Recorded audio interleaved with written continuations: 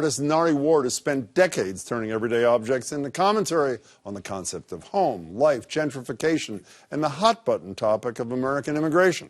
The largest survey of his work to date is now on display at the Institute of Contemporary Art, and that's where arts editor Jared Bowen caught up with the man behind the messages. I wanted to figure out, is there room to humanize this more? This is artist Nari Ward talking about Afro Chase, his take on a Chase Bank branch that opened in his Harlem neighborhood. He's accented the logo in Afro picks and cowrie shells, which were once traded as currency. Has Chase ever responded to what you've done? No, it's not critical of Chase in a way. It's really just trying to take this element of power and figuring out how to make it part of our daily lives and maybe even normalize it in another manner. For more than 20 years, Ward has been sculpting in found objects.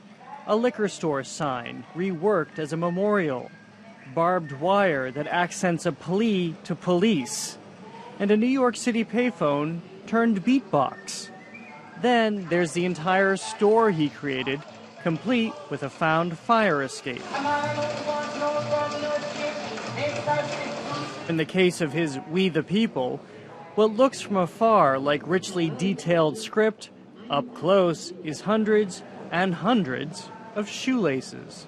And what you have on the very surface glistening of this piece is actually tropical fantasy soda that has been cooked down to just have the sugar crystals, and it actually kind of embalms and encrusts this iron gate. Ruth Erickson is a curator at the ICA who says Ward's sculpture resonates because it's both personal and universal. Nari is just a master at transforming those everyday objects that we know, that we have our own histories with. Like his piece Sky Juice, or the shopping cart he titled Crusader and paraded through New York City streets. The exhibition is titled Sunsplashed, the name he gave to this series of photographs. Ward spent his childhood in Jamaica, but has lived most of his life in New York. For years, it annoyed him that he was labeled simply a Jamaican artist. Because you just want to be an artist, right? But now I kind of, as I've gotten older, I'm now figured out how to use it as a tool for inquiry. Today, Ward holds a dual citizenship, but his process for becoming a U.S. citizen was so layered and complex, he wanted to share the experience. So he created the Naturalization Drawing Table.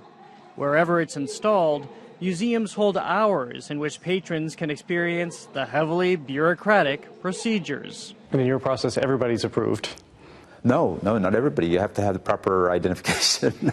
If you don't have the proper identification, you can't do it. So if you have the proper identification, yes, everybody's approved.